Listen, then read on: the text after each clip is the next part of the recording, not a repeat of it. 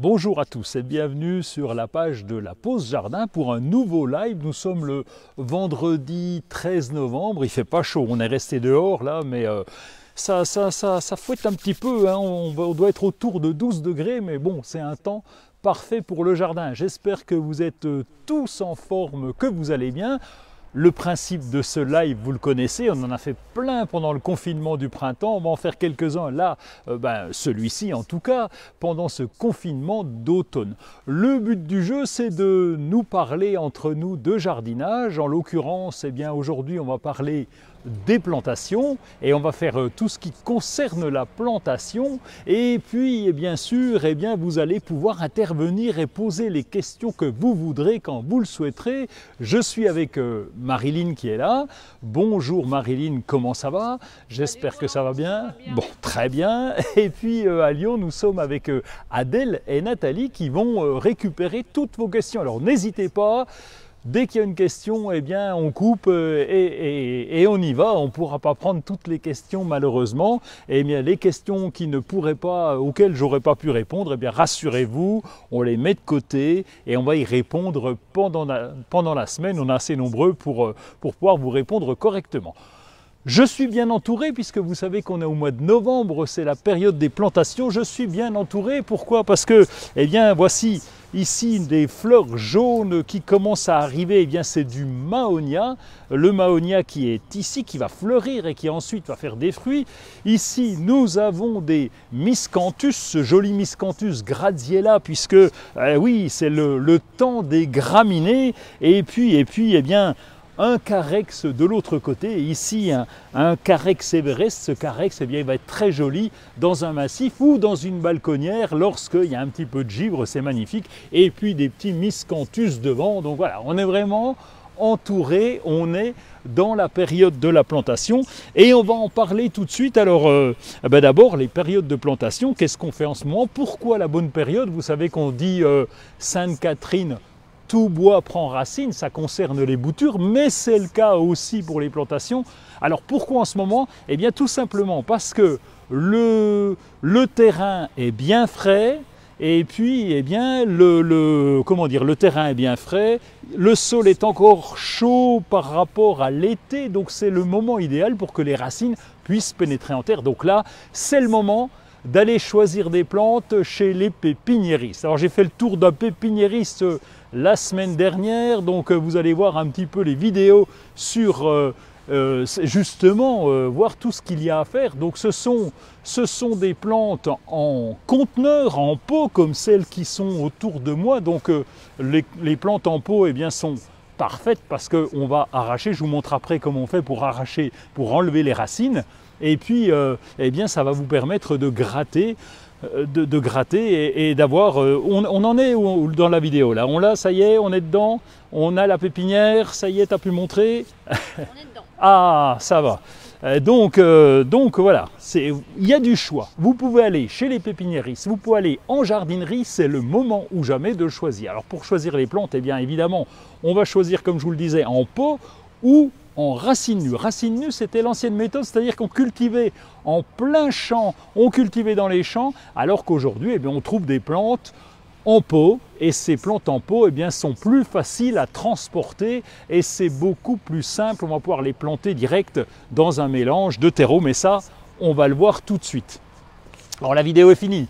Bon, alors je continue si la vidéo est terminée. Donc comment faire pour planter? Eh bien d'abord, je vais vous montrer une vidéo de bambou là. Donc comment on fait avec les bambous par exemple? Eh bien c'est de comprendre comment ça pousse. Quelle est la taille adulte? Alors la taille adulte d'une plante, c'est tout simple. Si vous plantez un chêne par exemple qui va faire en taille adulte eh bien, une trentaine de mètres de haut, il ne faut pas le mettre trop près de la piscine.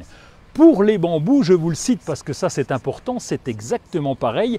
Les bambous, et en particulier les Philostachys aurea, ont des racines traçantes qui vont aller très vite et très loin. Les rhizomes vont se développer. Donc si vous ne mettez pas une barrière à rhizomes, eh bien, évidemment, on en a à peu près partout et c'est dommage. Donc il faut prévoir et donc il existe des bambous non traçants. Mais la première question à poser, eh bien, c'est déjà quelle est la taille adulte de la plante. Voilà, c'est la première chose à faire. Ensuite, on va demander si c'est soleil ou ombre. Les plantes de terre de bruyère, par exemple, eh bien, vont à l'ombre. Et ça, ben, c'est prévoir. Alors, c'est quoi l'ombre? C'est pas de soleil l'après-midi, un peu de soleil le matin, ça va. Ça, c'est considéré comme l'ombre. Donc, vous allez déjà demander ces deux questions-là. Et ensuite, eh bien, on va commencer à faire la plantation proprement dite. Alors, j'ai ici par exemple une petite plante vivace, un brunaria, voilà. Donc là on va regarder dessous, on va regarder, vous voyez la motte, vous la voyez bien la motte ici? Eh bien il y a des radicelles, des racines qui sont là, voilà, et c'est ces racines qui vont être intéressantes. Voilà, là il y a un beau chignon qui est bien développé, le chignon, voilà. Voilà, donc le chignon, voilà, c'est bien développé comme ceci, donc ces racines vont être importantes, elles sont bien belles, bien jeunes, et c'est elles qui vont se mélanger à la terre, et c'est ce qui nous intéresse le plus. Donc on va gratter un petit peu. Alors, on va commencer par tremper. Il y a une question? Non, tu m'interromps hein, s'il y a une question. Donc on va commencer par tremper évidemment dans une bassine la motte. Chaque fois que vous faites une plantation, eh bien la motte doit être bien humide. Évidemment, je ne parle pas pour les racines nues, mais pour ces plantes en pot, eh bien la plante doit être bien humide. On va la tremper, on va la laisser aller environ 1 minute et on va regarder qu'il n'y ait plus de bulles d'eau à la surface. Voilà, ça c'est le repère. Ça veut dire que toutes les cavités du terreau sont remplies et sont remplies d'eau. Donc là c'est parfait, on a une plante qui est bien humectée. Ensuite, qu'allons-nous faire? Eh bien, on va faire un trou qui est adapté. Alors le trou adapté, c'est pas bien compliqué de faire un trou. Évidemment, ça va vous permettre de voir le type de terre que vous avez, si c'est une terre lourde ou si c'est une terre légère. Et là, en fonction, on va rajouter plus ou moins de terreau. Mais ce trou doit être à peu près 5 fois le volume du pot. 5 fois le volume du pot, ça veut dire que quand vous avez un pot comme celui-ci, eh bien 5 fois, vous voyez, ça fait tout autour. Pourquoi est-ce qu'on fait un trou aussi gros? Eh bien tout simplement pour ameublir la terre autour de la plante. Ameublir, ça veut dire que la terre peut être très compacte, il peut s'agir d'argile, et dans ce cas-là vous allez creuser. Ensuite on va mélanger cette terre, le fait de la retourner, de l'aérer, de la mélanger bien sûr après avec du terreau, ça va nous permettre d'avoir une terre beaucoup plus légère. Encore une fois, toutes ces micro-racines, là, toutes ces petites racines blanches qui sont là, voilà celle-ci là, et bien toutes ces petites racines blanches, toutes ces mini-racines qui sont par là, et bien ces mini-racines vont pouvoir se développer dans un terreau très léger et non pas dans une terre trop lourde. Qu'est-ce qu'on fait ensuite? Bon, on mélange le terreau. Alors là, le terreau, ben ça, vous avez du choix. Je vous ai proposé, nous avons ici du terreau plantation et puis du terreau horticole. Le terreau plantation est parfaitement adapté, toujours en mélange avec la terre. Là, prenez le temps de bien mélanger la terre avec le terreau. Bon, alors il faut une bêche, il faut le faire à la pelle si vous voulez, avec une petite pioche comme vous voulez. Enfin, vous prenez la solution, c'est la même. Il faut bien mélanger le terreau à la terre de plantation, et puis eh bien lorsqu'on a fait ça, eh bien on a un mélange décompacté, on va dire, et puis on va installer dans le fond du trou le terreau. On va positionner, ensuite on va positionner la plante. Alors là, c'est important de positionner ni trop haut, ni trop bas. Lorsqu'on a une lavande comme celle-ci, eh bien le repère se trouve au niveau du pot. C'est-à-dire que la terre du pot doit être au niveau de la terre du jardin. Ni trop haut, ni trop bas. Ça, c'est le repère. Et ça, c'est très important d'avoir justement ce repère-là, que ça soit au niveau. Alors, quand il s'agit d'un arbre un peu plus gros, eh bien, on fait un trou évidemment plus gros et on va poser sa bêche à l'horizontale de façon à ce que ça ne dépasse pas, que ça soit juste au bon niveau. Et donc, ça nous permet d'avoir un repère. Bon, ça c'est le plus facile, hein. Ensuite, qu'est-ce qu'on fait? Eh bien, on a tout notre mélange et on va tasser, on va rajouter. Par contre, dans le fond du trou, il y a des choses à rajouter et c'est le moment, puisque la plantation, c'est le moment idéal pour une plante et pour démarrer, donc il ne faut pas qu'elle ait trop de stress. Et donc, à la plantation, on va installer de la corne torréfiée. Et cette corne torréfiée, eh bien, elle va vous permettre, quand on la mélange avec la terre, ça va permettre de donner un coup de fouet à la plante et ce coup de fouet va durer longtemps. C'est-à-dire que la plante va pouvoir récupérer de la nourriture, elle va avoir cette corne qui va distribuer de la nourriture aux racines, c'est un engrais un peu coup de fouet azoté, mais ça dure.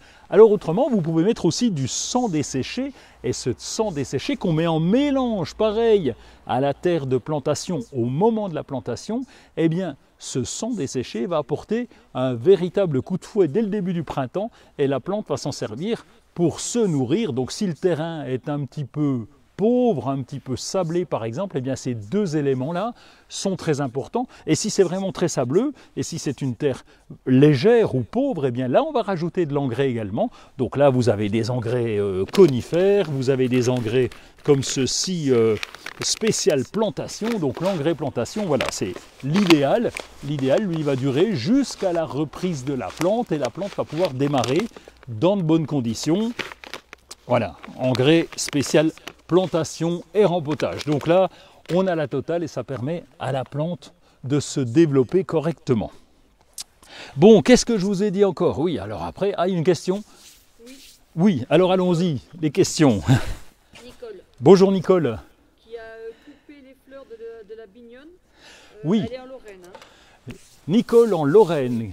Et elle aimerait savoir s'il faut qu'elle rabatte les grandes branches et comment faire quand ça monte très haut. En clair, comment est-ce qu'on va tailler cette bignone? Alors la bignone, vous connaissez, c'est une grande plante volubile, grimpante, qui fait des fleurs, je dis ça pas pour Nicole évidemment, puisqu'elle connaît elle, mais ça fait des grosses fleurs en trompette, des fleurs un peu oranges qui sont magnifiques. Alors, même principe, on va toujours tailler après la floraison, donc on attend la fin de la floraison. Et c'est important, Nicole, d'enlever ces fleurs fanées. Pourquoi? Parce qu'autrement, ça fait des fruits. Et ces fruits ont tendance, mais il n'y a pas que chez la bignone d'ailleurs, il y a chez toutes les plantes, ça a tendance à appauvrir un petit peu la plante, à diminuer un petit peu la force de la plante, et on va tailler. Et chez la bignone, eh bien, comme elle est capable d'être extrêmement volubile, extrêmement importante, eh bien, on va la tailler. Alors, vous êtes en Lorraine, dans le temps en Lorraine, on prenait soin de tailler la bignone plutôt, on va dire en fin d'hiver, à partir du mois de mars. Pourquoi? Parce qu'on avait peur des gros coups de froid, mais bon, maintenant c'est vrai qu'en Lorraine,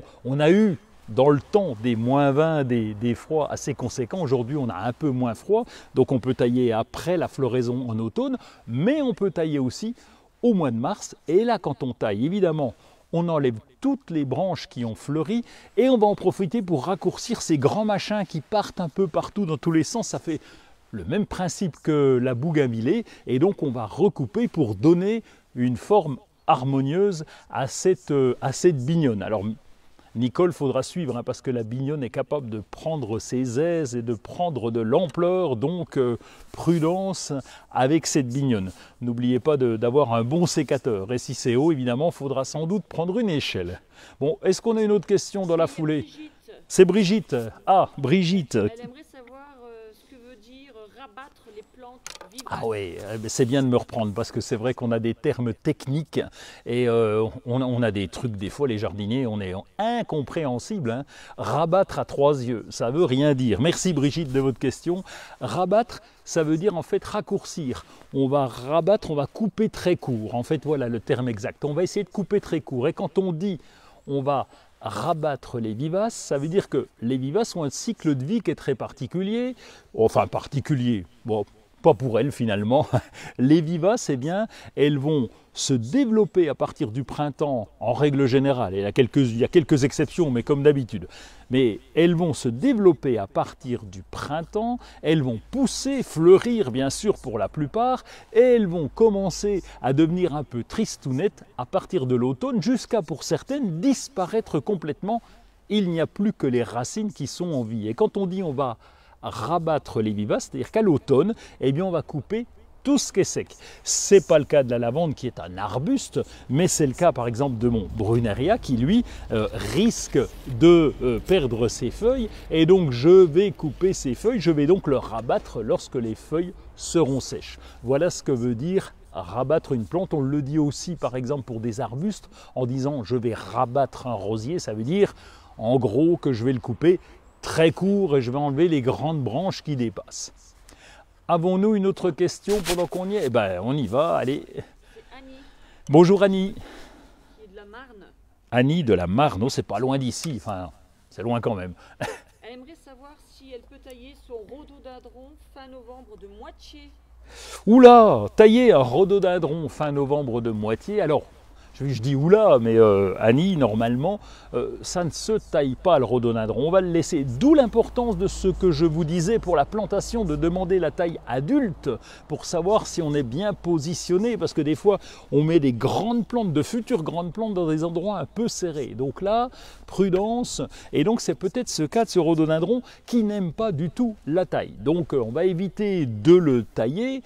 Si vraiment il y a besoin, on va parler d'un élagage, on ne va couper donc en plein hiver, donc entre novembre et février, en dehors des périodes de gel, donc comme aujourd'hui, ça serait parfait, on ne va couper que ce qui est nécessaire uniquement à la taille, donc on va couper une seule branche si besoin.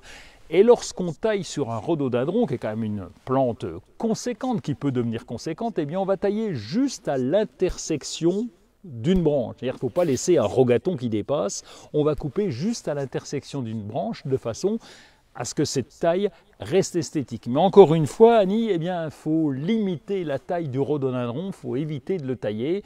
Normalement, l'intervention qu'on a à faire sur un rhododendron, c'est juste retirer les fleurs fanées, c'est-à-dire qu'on enlève, on va enlever le bout des fleurs lorsqu'elles sont fanées, et c'est tout ce qu'on devrait faire dessus. Donc normalement, pas de taille. Bon, voilà, c'est comme ça, le rhodo fonctionne comme ça, d'ailleurs comme beaucoup de plantes de terre de bruyère qui supportent plus ou moins bien les tailles. Est-ce qu'on a une question? Non, pas de question. Bon, on continue. Merci à Nicole, à Brigitte et à Annie pour cette interruption momentanée de la question, c'est parfait, ça m'a permis de souffler un peu tout en parlant. Bon, j'en étais à vous parler de la plantation, je vous disais qu'il fallait mettre de l'engrais et je ne vous ai pas montré comment défaire les racines. Alors ça c'est important parce que quand vous avez une plante, bon j'ai pris celle-là, je pourrais prendre ma lavande aussi, hein. Est-ce qu'elle est belle ma lavande dessous? Tiens, ah oui tiens, là il y a pas mal aussi, vous voyez, de radicelles, vous les voyez là les radicelles, les racines. Bon, ben, systématiquement quand on plante, eh bien je vais devoir couper, c'est-à-dire que je prends mon sécateur, je prends la lame de mon sécateur, on voit là, ça va, allez, je vais gratter comme ceci, voilà, ça c'est important, donc je vais donc abîmer un peu les racines, je vais les couper, je vais les défaire, et je vais finir ce travail à la main, en grattant comme ceci, voilà, pour défaire totalement le chignon. Alors là, c'est bien, j'ai un chignon qui est plutôt sympa, qui est pas trop important, sinon il arrive quelquefois que les racines fassent le tour complet du pot, et là c'est plus embêtant, donc là il faut bien gratter. Donc je gratte, j'en fous un peu partout, mais c'est pas grave. Voilà, je vais gratter, et c'est cette plante-là que je vais mettre dans le trou quand les racines sont bien ouvertes. Le but du jeu, c'est d'avoir des grands filaments comme ça, qui soient beaucoup plus libres, qui ne soient pas serrés les uns contre les autres, et qui vont pénétrer directement dans cette terre, dans cette nouvelle terre que vous avez installée, puisque cette terre est mélangée. Donc voilà, c'est exactement ce qu'il faut faire, c'est bien gratter, même si, vous voyez, on en abîme un petit peu, là, hein, il y a des racines qui sont parties, mais c'est pas grave, ça va repousser. L'important, c'est que l'ensemble soit bien gratté et puisse se répartir correctement dans toutes les parties du trou, ça puisse coloniser la nouvelle terre. Alors un petit truc aussi, c'est que, enfin c'est pas un petit truc, c'est un constat, c'est que souvent nous sommes très pressés en disant bah oui je voudrais bien que ça pousse tout de suite. Mais il faut comprendre les pauvres plantes, c'est-à-dire qu'on vient de les... Elles étaient en pot, elles étaient cultivées d'une certaine façon ou même en pleine terre, elles se retrouvent dans un autre terrain avec une autre vie finalement. Donc c'est un peu compliqué pour elles. Il faut normalement attendre 3 ans avant que ça commence à démarrer. Ça peut vous paraître long, mais c'est le principe. C'est-à-dire que pendant 3 ans, la plante va travailler en sous-sol. Elle va recoloniser, redévelopper ses racines et elle ne pense pas forcément à pousser sur le dessus. Donc elle poussera après coup en hauteur, mais d'abord, elle développe ses racines. Ça, c'est le plus important à savoir. Des fois, ça reste 3 ans sans bouger. On se dit, tiens, ma plante est crevée, elle ne pousse pas. Mais non, simplement, le travail se fait en dessous. Et lorsqu'on parle des fruitiers, eh bien les fruitiers, on voudrait avoir des fruits de tout de suite. Mais non, ça n'arrive pas comme ça. C'est-à-dire que sur un pommier, un poirier, un prunier, eh bien, il faut attendre au moins 5 ans. Et toujours le même principe, il faut que les racines puissent coloniser la terre qui est là, bien s'incruster dans le sol, bien s'adapter aux nouvelles conditions. Les conditions sont quelquefois un peu compliquées, je vous l'ai expliqué, pour cette nouvelle plante qui découvre un nouveau terrain. Et donc il faut bien 5 ans avant d'avoir des fruits. Et tant que vous n'avez pas passé ces 5 ans, ce n'est pas grave si vous n'avez pas encore de fruits. C'est normal, ça fait partie du développement normal de la plante. Ça peut aller entre 5 et 10 ans. Donc soyez patients, la plante n'a pas le même cycle de vie que nous. Donc nous sommes pressés. Elle prend son temps, la plante est patiente. Une question, oui. De Patricia. Patricia. Alors, bonjour Patricia. Fertilisant pour les oliviers. Pour les oliviers, quel fertilisant on va mettre pour les oliviers? Alors, il est en pleine terre, Patricia, ou il est en pot?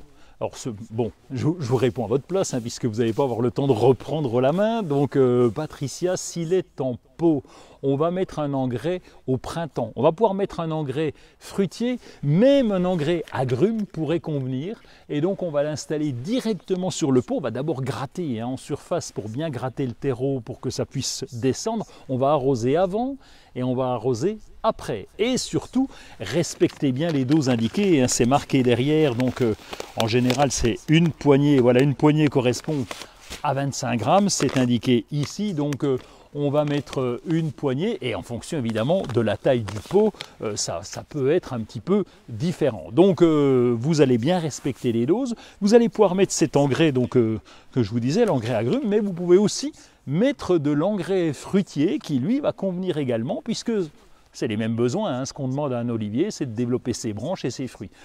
Et s'il est en pleine terre, là, c'est un tout petit peu différent, c'est-à-dire qu'on va aller, en fonction de sa taille, on va aller à l'aplomb des branches. L'aplomb des branches, eh bien, c'est le bout du bout. On ne va pas mettre tout de suite l'engrais au pied, on va mettre à l'aplomb des branches. L'aplomb des branches, c'est aux extrémités. On va faire des petits trous dans le sol et tous les mètres, on va mettre un tout petit peu d'engrais, pareil. Pourquoi est-ce qu'on fait ça? Eh bien, tout simplement parce que les racines des plantes, eh bien, sont aux extrémités. Celles qui nourrissent la plante, elles sont aux extrémités, elles ne sont pas près du tronc. C'est un peu comme les branches et les feuilles. Donc c'est à l'extrémité des racines que la plante va se nourrir. Donc c'est là où on va apporter cet engrais. Est-ce qu'on a une autre? Oui, une autre question. Maude. Bonjour Maude. Qui demande qu'est-ce qu'on peut planter comme grimpante dans une terre argileuse? Oh, les grimpantes dans une terre argileuse. Alors, la terre argileuse, c'est un vrai avantage. Maude, évidemment, vous n'allez pas me croire, parce que quand on parle de terre argileuse, on parle de terre très lourde, très compacte, difficile à travailler.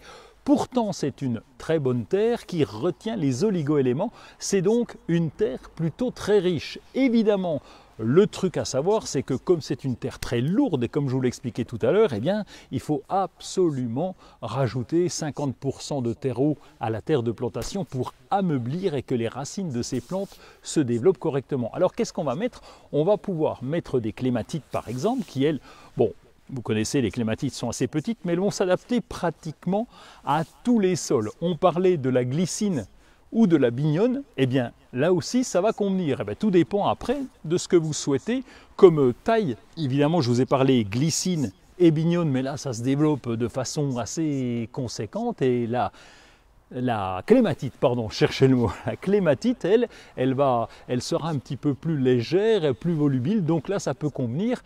Ça va être plus compliqué pour les rosiers, encore que ça peut aller, rosiers grimpants, mais bon, à condition de bien préparer la terre. Donc voilà les 4, et dans ces 4-là, vous avez plein de variétés, ne serait-ce que clématite, là il y en a à volonté, on va dire à volonté. Donc là, vous pouvez y aller dans la collection, je crois qu'il y en a plus de 600 de variétés de clématite, donc là, on a du choix. On a une autre question, Marilyn? Alors on y va. Audrey. André, pardon, c'est pas Audrey. Bonjour André. André qui dit que nous sommes actuellement en nouvelle lune. En nouvelle lune. Il se demande si on peut planter à ce moment-là du mois ou est-ce qu'il faut attendre une autre période lunaire pour certaines plantes. Ah, eh ben oui, intéressant. Alors bon, c'est vrai que je jardine peu avec la lune. Pourquoi? Parce qu'il faut avoir le calendrier, André, et il faut suivre derrière, et donc ça colle pas toujours au rendez-vous. Mais il y a un truc qu'il faut retenir, c'est qu'on a la lune montante et la lune descendante. Et souvent, la plantation, c'est pas souvent, il faut essayer, comme aujourd'hui, nous sommes en lune descendante. Et l'idéal, eh bien, c'est de faire ces plantations en lune descendante. Donc si vous pouvez planter aujourd'hui par exemple, il faut regarder, je n'ai pas en tête le calendrier de la lune, le calendrier lunaire, mais c'est plutôt en lune descendante qu'on va faire les plantations, c'est aussi en lune descendante qu'on fait les récoltes au potager. Donc voilà, retenez si vous pouvez lune descendante, ça serait bien. Après, j'ai pas le calendrier sous les yeux, mais ça vaudrait le coup de s'intéresser à la question, d'aller un peu plus loin pour voir quelle journée. En tout cas aujourd'hui, ce vendredi 13 novembre, vous pouvez planter parce que nous sommes en lune descendante. Une autre question, Marilyn. Oui, de Arnaud. Arnaud, bonjour Arnaud. Il dit bonjour Roland. Et qui se demande si la manipulation avec les racines, est-ce que ça ne favorise pas les maladies? Ah si, toujours, dès qu'on touche une plante, alors oui, on peut favoriser les maladies.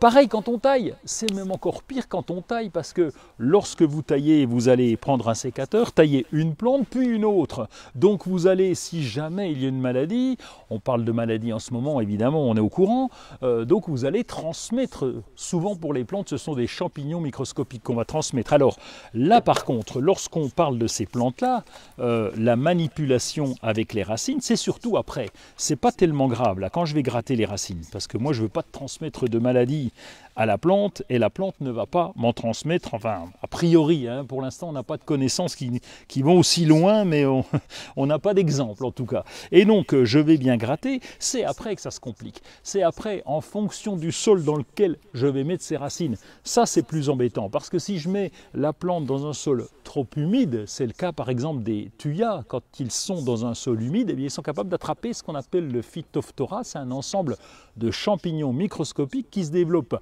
à cause de l'humidité et qui vont abîmer les racines. Et donc là, ça devient problématique. C'est souvent les maladies des racines après la plantation, à l'adaptation du nouveau terrain, c'est pas tellement quand on tripote, quand on prépare plutôt, quand on prépare le chignon. Ça, c'est pas le problème, c'est après.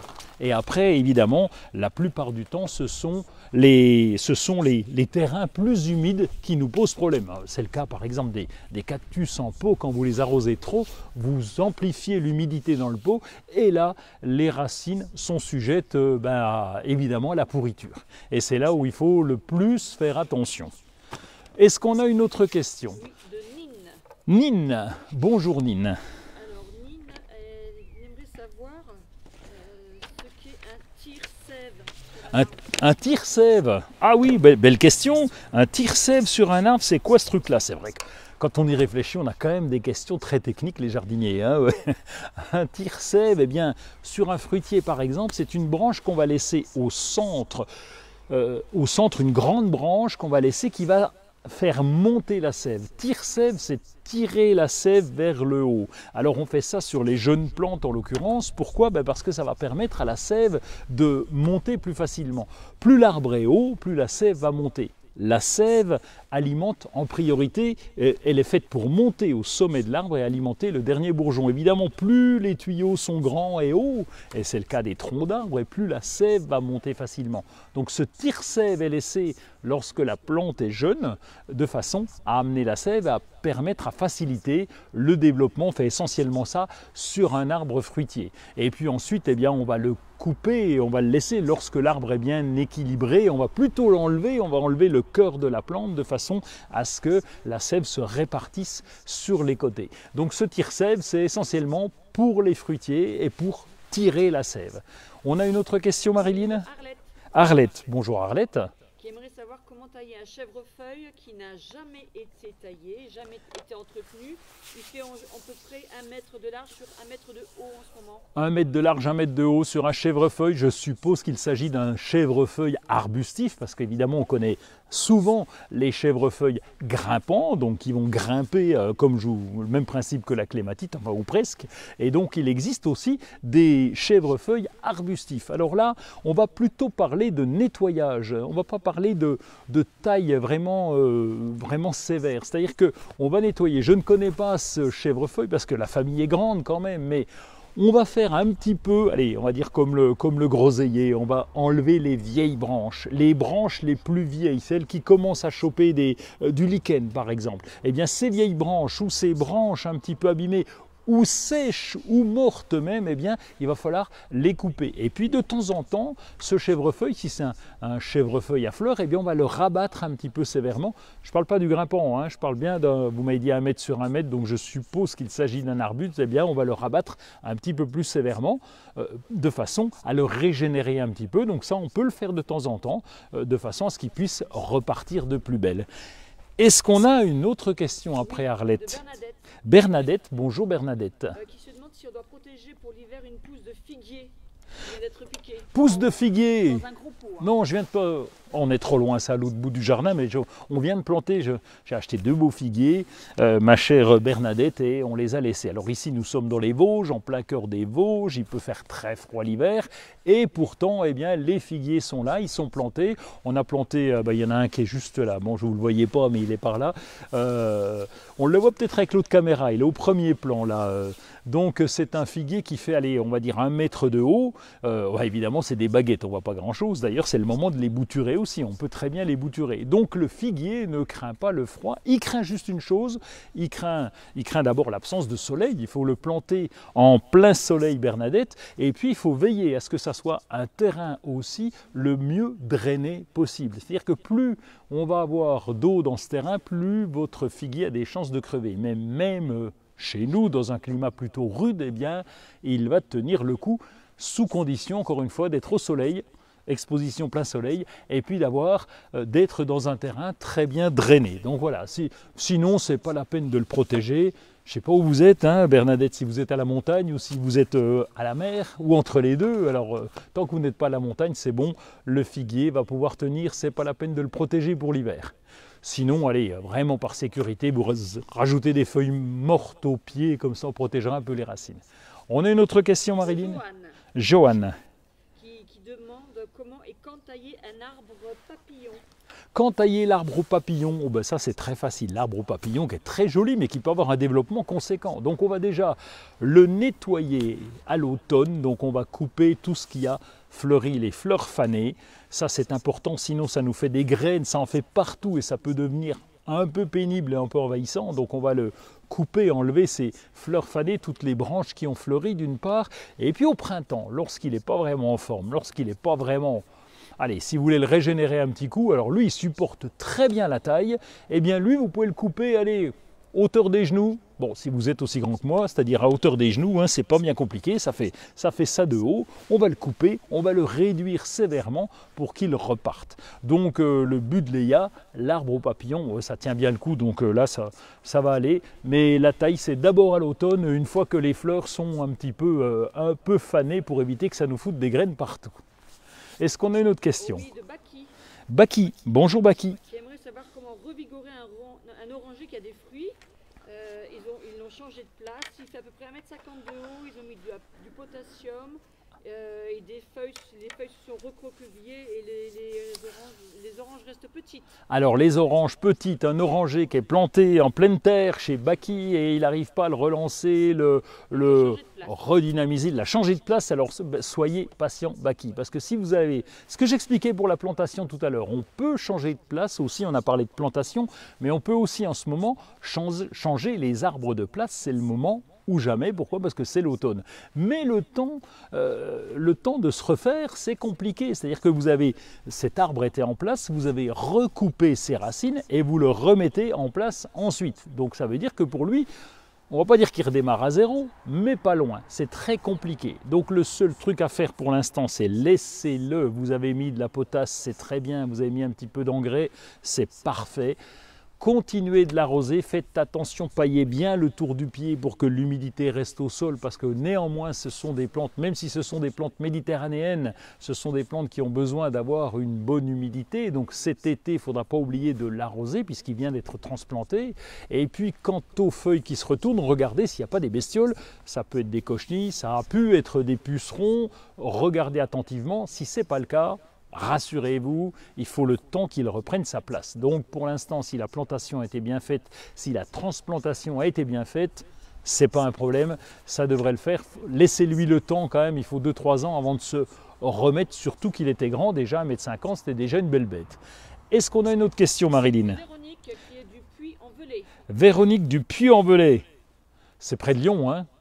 Oui, c'est ça, j'ai raison. Alors Véronique. Savoir quand ramasser sa sauge. Quand ramasser la sauge? Oh, bah alors ça c'est très bien, c'est toute l'année. Si on parle de la sauge traditionnelle, celle qu'on va rajouter dans la cuisine par exemple, eh bien ça va être toute l'année et on va la tailler un peu plus sévèrement au début du printemps. Pourquoi? Parce qu'elle va repartir de plus belle. La sauge peut devenir un petit peu envahissante, pas invasive évidemment, mais elle se développe très facilement. Donc la sauge, on va la couper un peu toute l'année, ça fait partie des aromatiques qu'on va couper en fonction des besoins. Et au début du printemps, là on va tailler, on va faire une vraie taille, non plus une récolte mais une taille, où là on va tailler un peu plus sévèrement de façon à lui redonner l'espace dont elle a besoin, parce que des fois elle peut aller très très loin et très très large, donc elle peut envahir une allée, donc là il faut la recouper bien sûr, donc il y a la récolte d'un côté et il y a la taille de l'autre. Une autre question. De Martine. Martine. Bonjour Martine. Quand tailler un hibiscus d'intérieur? L'hibiscus d'intérieur, eh bien l'hibiscus d'intérieur qui fait ses jolies fleurs, Hibiscus rosa sinensis, à ne pas confondre avec l'hibiscus d'extérieur qui a perdu ses feuilles, le pauvre lui. Enfin, rassurez-vous, il se porte bien. Donc l'hibiscus rosa sinensis, on va le laisser pour l'hiver tranquillement parce qu'il est capable de faire des beaux boutons, de fleurir, et on va le tailler sévèrement, allez on va dire de moitié, à partir du mois de mars. Donc on va le nettoyer lorsque la végétation reprend, donc laissez-le pour l'hiver tranquillement, et au mois de mars, lorsque la lumière reprend, la lumière extérieure, lorsque la plante redémarre, là vous le taillez, allez à peu près à 50%, donc vous enlevez la moitié. Ça peut être suivi ou précédé d'un rempotage, c'est encore mieux, et puis là un petit coup d'engrais et c'est reparti, ça va bien aller pour ces hibiscus qui peuvent être très jolis. On a une autre question? Oui, de Toise. Toise, bonjour Toise. Toise qui est dans la région toulousaine. Ça, il y a encore quelques pieds de tomates qui se portent très très bien, qui donnent plus que jamais et qui aimeraient bien savoir qu'est-ce qu'il doit faire pour que ça dure encore un peu plus longtemps. C'est très énervant Toise d'entendre ça. Vous avez des pieds de tomates qui vont très bien. Chez nous, on a laissé tomber l'affaire puisque on a eu, oh, il y en a encore un peu, mais c'est pas terrible. On a de la pluie. Heureusement qu'on a une serre, sinon ça coince un petit peu. Mais bon, évidemment, continuez, touchez à rien. Oui, évidemment, vous n'allez pas avoir froid. Vous à Toulouse, il fait toujours beau. Et donc, laissez faire. Enlevez toujours les branches un petit peu abîmées, les feuilles abîmées, continuez la récolte et puis après, lorsqu'on sera au bout du bout, vous savez comment on fait. Hein. Si jamais vous avez des tomates qui sont encore vertes, d'abord, vous pouvez faire de la confiture de tomates vertes. Ensuite, vous pouvez même prendre le pied complet et le suspendre avec ces tomates encore après. Vous le suspendez dans une pièce aérée mais plutôt bien chauffée pour finir que les tomates puissent mûrir et puis voilà, vous les consommerez encore un petit peu. Bon, il y aura une fin bien sûr à ces tomates parce qu'il faudra les replanter au printemps prochain, mais en attendant, vous avez la chance d'être dans une belle région où on peut les conserver beaucoup plus longtemps que dans l'est de la France. On a une autre question? Oui, de Marie-Paul. Marie-Paul, bonjour Marie-Paul. Qui se demande comment faire rougir les feuilles de son poinsettia de l'année dernière. Ah ouais, le poinsettia, vous connaissez le poinsettia, on l'appelle l'étoile de Noël, et cette étoile de Noël, eh bien, c'est une plante d'intérieur.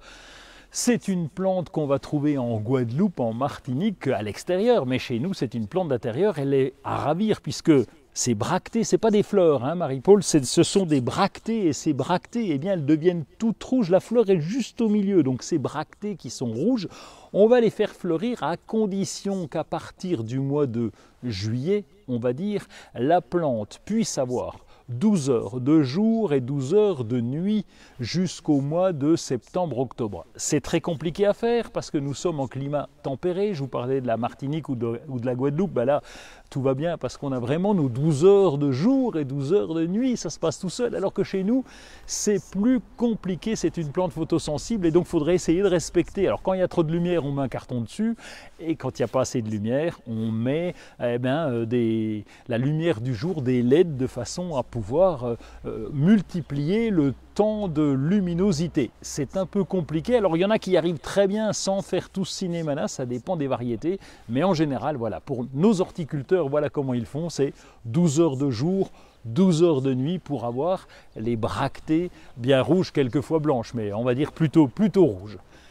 Est-ce qu'on a une autre question? Michel, bonjour Michel. Michel qui aimerait savoir quand est-ce qu'on doit couper et est-ce qu'on doit couper toutes les bogues allongées des glycines où il y a les graines. Oui, les machins dans les glycines, il y a des grands haricots qui sont là, oui, parce que ça, ce sont les graines. Donc on ne cultive pas les glycines comme les haricots pour les manger, surtout pas. Donc on cultive la glycine pour sa floraison. Donc encore une fois, on va tailler, on parlait de la bignonne tout à l'heure, on va tailler donc juste après la floraison. Pourquoi est-ce qu'on taille après la floraison? Pour ne pas avoir ces fameux fruits qui vont avoir tendance à affaiblir la glycine. Bon, on va dire que chez une glycine, c'est moins grave parce que ça pousse tellement bien les glycines que bien sûr ça va tout seul. Mais l'idéal, c'est quand même de couper juste après la floraison, de profiter pour réduire. Et la glycine, on la taille, si elle fleurit au printemps, c'est juste après la floraison. Ça nous permet de supprimer tous ces haricots. Voilà, puis vous pouvez les semer hein, si vous voulez, vous amuser à les semer. Est-ce qu'on a une autre question? Oui, de Yann. Yann, bonjour Yann. Qui aimerait savoir comment réussir ces semis d'aubergines. Comment réussir les semis d'aubergines? Eh bien Yann, d'abord c'est pas le moment. C'est pas la saison, mais ça se réussit plutôt bien. Alors c'est vrai que de plus en plus on achète des plants tout fait, c'est pratique. Mais les aubergines, on va les faire à partir du mois de mars-avril en intérieur. On peut les laisser un petit peu dans l'eau, aller pendant 24 heures pour essayer de les casser un peu la coque. Et on va les semer dans des petits godets individuels avec du terreau pour semis. Et ce terreau semis, eh bien, on va continuer de les suivre. Attention, ce sont des légumes du soleil, donc ça doit être au chaud. Pas question de les mettre direct en pleine terre, il vaut mieux les faire à la maison, au chaud, et ne sortir le plant que lorsqu'il est bien développé. Et c'est à ce moment-là qu'on va pouvoir les remettre en terre. Mais là, vous nous faites rêver, mon cher Yann, parce que là, on est en début de l'hiver et les aubergines, c'est plutôt pour le printemps, si j'ai bien compris en tout cas. Est-ce qu'on a encore une dernière question? Eh bien, allez, on y va. De Isa. Isa, bonjour Isa. Isa qui en fait elle aimerait déplacer ses framboisiers qu'elle a plantés en avril. Ils ont été plantés trop serrés, donc elle se demande si elle peut les faire en automne, sinon à quelle période? Eh bien ma chère Isa, pour déplacer les framboisiers, aucun problème. Et on va conclure là-dessus parce que je vous disais, quand il faut déplacer une plante, c'est compliqué si elle a pris de l'âge, si elle a développé ses racines. Mais là, comme vous l'avez planté au printemps dernier, les racines n'ont pas eu le temps d'être très grandes et donc vous allez pouvoir facilement déplacer vos framboisiers. Vous savez que le framboisier a besoin de plein soleil, c'est mieux, et d'une terre relativement fraîche, donc c'est un peu compliqué à gérer les deux, mais ça pousse très bien, rassurez-vous. Et Isa, l'an prochain ou dans 2 ans, lorsque ce framboisier sera développé avec de nouvelles cannes, eh bien vous pourrez même le recouper pour en faire des petits et pour le développer un peu partout. Donc vous pouvez y aller, aucun problème. C'est le moment pour déplanter, replanter, surtout pour les plantes qui sont jeunes. Voilà. Et pour votre framboisier, c'est parfait.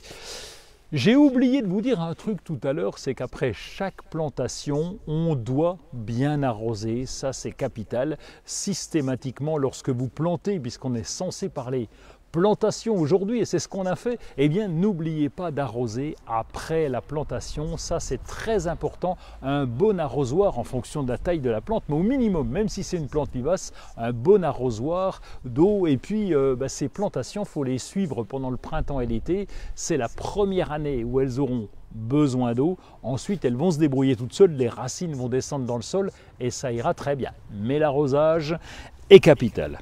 Bon, et bien écoutez, on va se laisser. Hein. Vous pouvez nous retrouver toute la semaine, évidemment. Désolé pour tous ceux à qui on n'a pas pu répondre aux questions. Vous les avez posées, rassurez-vous.